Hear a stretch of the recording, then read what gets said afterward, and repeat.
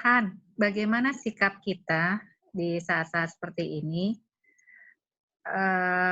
untuk apa yang kita doakan tapi belum kunjung tiba, istilahnya gitu. Dan kelihatannya kok jawaban Tuhan belum seperti yang kita doakan. Gimana tuh cara menyikapinya gitu, Han? Kalau aku ya, aku percaya waktu kita semakin dekat sama Tuhan, itu kita akan melihat kuasa doa. Kita bisa sangat powerful loh. Karena apa? Karena waktu kita makin dekat sama Dia, yang kita doain tuh kehendaknya gitu, yang kita doain tuh desire-nya Tuhan, ya kan? Waktu kita jadi satu, karena gini ya, kemarin ya saya waktu makin dekat, lagi dekat hari-hari ini, walaupun kadang-kadang nih dengan work from home makin lebih sibuk lagi gitu ya dengan segala macam itu masih tetap, tapi waktu saya terus cari Tuhan, waktu kita masuk ke dalam hadiratnya bukan hanya apa ya, it's not about our personal lagi gitu loh. Ada waktunya di mana waktu kita makin dekat sama Tuhan, makin dekat, Dia tuh justru kasih tahu isi hatinya. Saya tuh kemarin tuh belajar satu hal sebetulnya. Waktu kita seringkali sekarang ya kita doa, kita kan bawa permohonan kita banyak ya pasti banyak ya. Kita doa macam-macam nih request-nya. Tapi yang kita mau masuk ke secret place itu belum secret place. Waktu kita masih sibuk sama segala macam list kita tuh masih di gate gitu kali ya, masih di gate. Kita belum masuk ke ruang Maha Kudus. Karena waktu kita masuk ke dalam ruang Maha Kudus, itu pada saat itu harusnya bahkan kita nggak perlu. Jadi saya belajar satu hal kemarin. Waktu kita kan nih datang ya ke Tuhan ya, bawa macam-macam permohonannya. Tapi waktu kita terus nyembah Dia ya, nyembah masuk ke dalam hadiratnya. At one point ya, waktu kita ngerasain hadiratnya, kita nggak perlu lagi sebut, bahkan kita nggak perlu sebut nama musuh kita. Nggak worth it. Kita nggak perlu bawa list kita, nggak worth it. Kenapa? Waktu kita makin dekat sama Dia itu, hati kan kedalaman memanggil kedalaman. Tanpa ngomong, kita sama kayak suami istri lah. Tanpa ngomong kita udah ngerti gitu kan ya, maunya istri ini apa sih, mau suami itu apa. Nah, kita tuh harus masuk sampai ke situ tuh. Waktu kita masuk ke dalam hadirat Tuhan, itu tuh kita nggak usah ngomong lagi, kita udah tinggal cuma mengagumi Dia gitu loh. Habis itu Dia kasih semuanya, kayak Esther, apa yang kamu mau, setengah kerajaanku aku kasih gitu loh. Nah, jadi jangan fokus kepada listnya, list doanya, list permohonannya. Fokus aja cari Dia, memperkenan Dia gitu loh. Membuat saya tuh kalau sampai saya belajar juga, saya terus lagi belajar ya, tapi saya mau share apa yang saya hidupi hari-hari ini. Kalau saya lagi nyembah, saya deket tuh saya cuma bilang, Lord, having you is more than enough gitu loh. Sampai kita masuk ke titik itu yang kita udah nggak usah minta-minta lagi. Karena kita cuma bilang, Lord, I want you. Only you that I want gitu. Your presence, Lord, is so beautiful. I don't want anything else. I just want you. Nah, pada saat itu ya, siapa sih Bapak yang nggak mau kasih? Kita nggak usah minta lagi gitu loh. Pada saat itu, it's so beautiful karena yang kita mau tuh cuma Dia. Pada saat itu, Dia bisa kasih apapun yang kita perluin gitu. Dan saya kadang-kadang waktu saya masuk ke situ, saya tahu saya ada dalam hadirat Tuhan ya, saya tuh udah nggak minta-minta lagi yang, walaupun kebutuhan saya banyak gitu ya, saya sekarang single parent ya, suami saya udah meninggal 10 tahun yang lalu, saya nyekolahin anak gitu ya, dengan biaya yang saya juga nggak tahu saat ini biayanya gimana, tapi saya punya peace. Tapi waktu saya masuk ke dalam hadirat Tuhan, saya udah nggak sebut-sebut itu lagi, karena saya udah tahu Dia udah sediain gitu. Mungkin sekarang saya belum lihat, tapi He has provided gitu. Nah, tapi yang saya minta apa? Jiwa-jiwa gitu loh.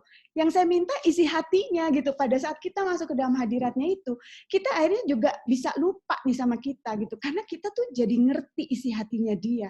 Yang saya doain akhirnya, yaitu Tuhan, waktunya udah makin deket, Tuhan, jiwa-jiwa, Tuhan apa pekerjaan Tuhan. Bisa saya tiba-tiba Tuhan kasih visi saya yang besar untuk saya buka sekolah hari-hari ini gitu ya. Dan saya cuma bilang, Lord, saya mau gitu. Saya mau pakai sisa hidup saya untuk saya lakukan apa yang visi yang Tuhan taruh. Itu sebetulnya udah dari 10 tahun yang lalu.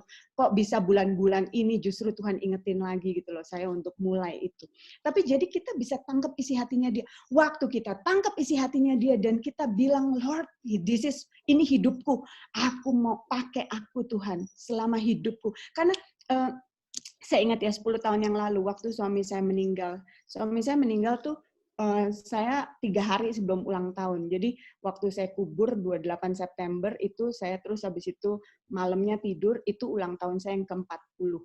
Dan di situ kita pelayanan berdua, nggak ngerti, sama kayak Dede saya bilang, nggak ngerti, why, kenapa kok bisa terjadi gitu ya. Tapi di situ saya cuma bikin satu komitmen sama Tuhan. Saya bilang, Tuhan, kalau Engkau panggil suamiku, umurnya 44 waktu itu, dan Kau masih berikan saya hidup, pakai saya. Karena waktu itu suami saya tuh di BI, dia ekonomisnya Pak Darmin, dia tuh punya passion gitu ya. Saya jadi bilang, saya waktu itu bikin komitmen gitu, pakai saya Tuhan, use me. Saya akan bangkitin lagi 1000 PEP yang lain. Saya akan bikin iblis menyesal untuk apa yang dia lakukan. Gitu. Karena saya akan berikan hidup saya untuk Tuhan. Nah, kemarin Tuhan ingetin, saya punya kerinduan untuk bikin sekolah gitu ya. Jadi Tuhan ingetin itu. Jadi saya bilang, wow Tuhan, dan saya diingetin dengan waktu saya minta kayak gitu ya, dia tangkep. Jadi pada saat kita kayaknya udah benar-benar, udah Lord, apapun, saya punya banyak kebutuhan, masih banyak kebutuhan gitu ya, tapi pada saat kita lupa sama kebutuhan kita hanya cari Tuhan dan menomorsatukan dia, apa sih yang nggak bisa dia kasih? Apa sih? Masa sih dia mau bikin kita, nggak makan, pengangguran? Enggak lah, gitu loh. Tapi kita harus tahu itu janjinya. Dia tidak akan, anak orang benar tidak akan minta-minta, gitu kan? Anak orang benar tidak akan minta roti. Dia akan berkati kita. Nah, kita pegang janjinya itu bahwa kita tidak akan dibiarkan gitu loh. Kita akan diluputkan. Bahkan bukan cuma dari COVID aja, krisis ekonomi mungkin yang melanda dunia saat ini, kita akan diluputkan. Tapi kita tuh perlu masuk ke dalam tahapan sampai di situ, di mana kita cuma bilang, Lord, having you is more than enough. Gitu. Nah itu yang hari-hari ini Tuhan tuh lagi cari. Kenapa? Karena hari kedatangannya tuh udah deket loh. Aku percaya hari kedatangannya udah deket. Yang bisa survive, the remnants. Orang yang tinggal itu, yang sisa-sisa itu. Remnants itu tadi kalau kita baca Hagai, remnants itu adalah orang yang bangun rumah Tuhan. Tadi Anju bilang, tapi bangun persekutuan pribadi. Waktu kita jadi remnants yang bangun rumah Tuhan, itu remnants yang tersisa, remnants itu yang nggak akan ketinggalan. Kita nggak mau ketinggalan semuanya. Dan kita mau pastiin kita akan ngalamin gitu loh. Kita akan bisa bersama Tuhan Yesus. Karena Tuhan waktunya udah deket. Kalau saya dengar Benny Hinn ya, belakangan ini dia lagi bukain. Saya tadinya nggak mau share ini, cuma nggak ada salahnya untuk kita dengar. Matius 24. Matius 24 itu kan, Matius 24 itu kan bicara tentang hari-hari terakhir gitu ya. Terus kan Yesus bilang gini, masa kamu nggak tahu sih musimnya? Kalau kamu ngelihat pohon ara aja, kamu tahu musimnya udah mau musim panas sudah mau tiba gitu kan. Nah terus Yesus bilang gini, angkatan ini tidak akan berlalu sebelum ini semua terjadi. Nah pohon ara itu bisa mencerminkan tentang Israel sebetulnya. Karena kalau kan dibilang, kalau pohon ara sudah bertunas itu artinya apa? Kan dia sebetulnya mati waktu musim dingin, terus dia mulai bertunas lagi. Bukan dia baru ditanam gitu ya. Ya, jadi waktu pohon ara udah mulai bertunas. Nah, Israel itu adalah satu tanda mujizat Tuhan. Bayangin setelah 2000 tahun dia memang dinubuatkan dia akan aku kumpulkan lagi dan dia bertunas lagi, dia hidup lagi gitu loh. Jadi pohon ara itu bisa jadi simbol dari Israel.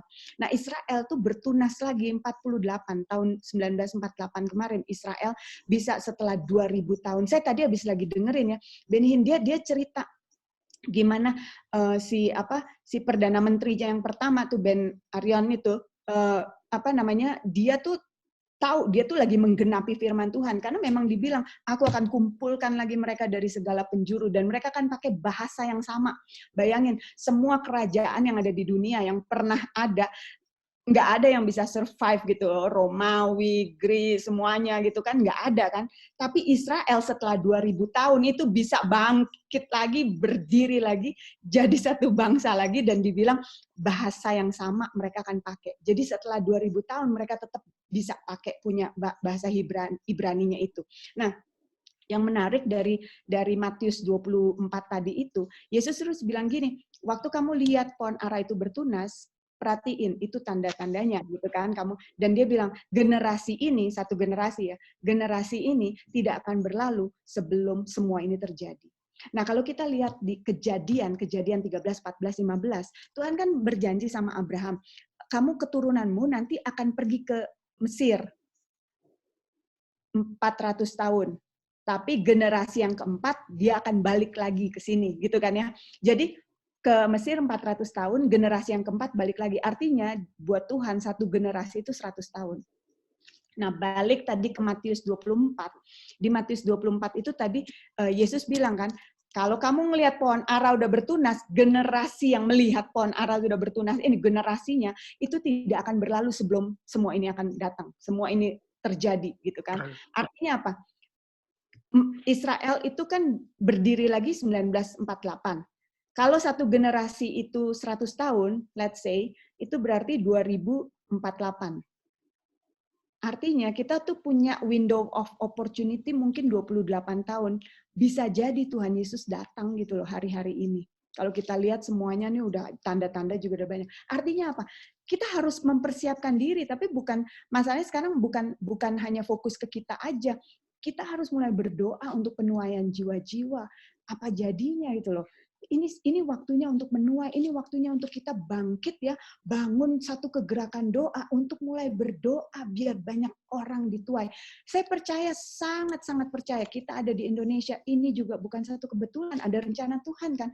Dan kalau kita tahu 70% orang belum terima Yesus, mereka nggak akan mereka kemana gitu loh. Karena Yesus cuma satu-satunya jalan. Dia bilang, akulah jalan dan kebenaran dan hidup. Tidak ada seorang pun bisa datang kepada Bapa kalau tidak melalui aku.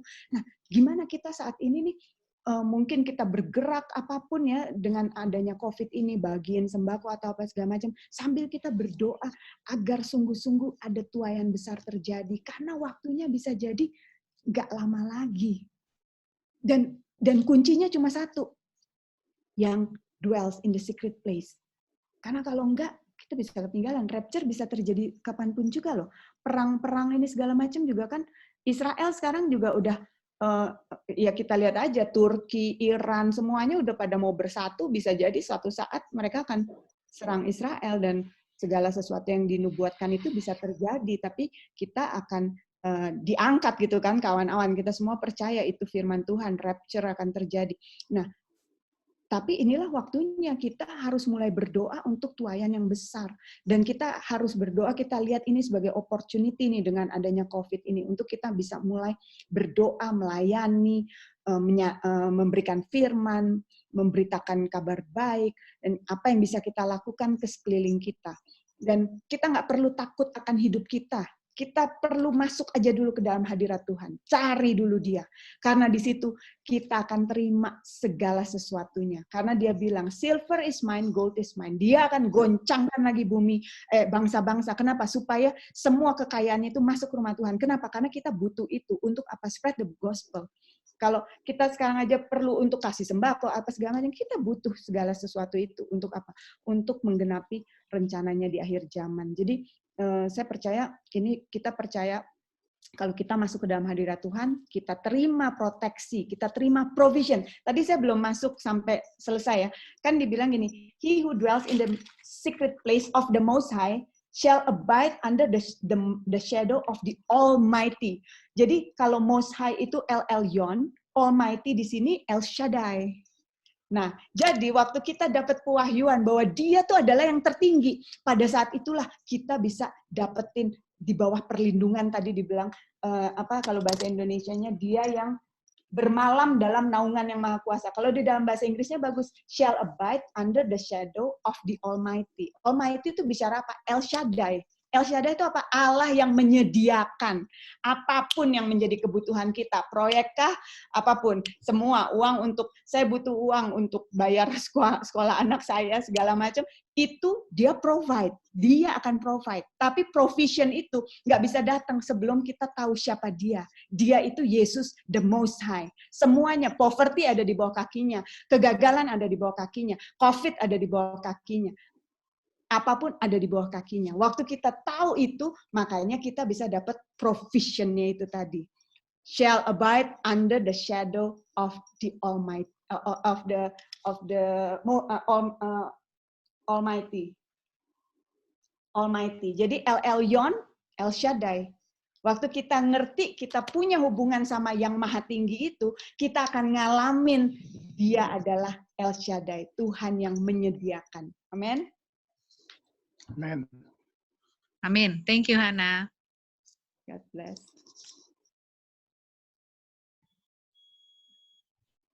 Nah, jadi Luar biasa malam ini ya, Kit.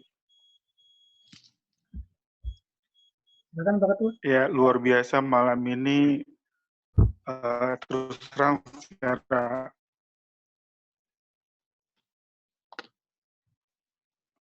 ya, terima kasih. Luar biasa malam ini kita sungguh sangat diberkati ya, dengan firman yang tadi disampaikan,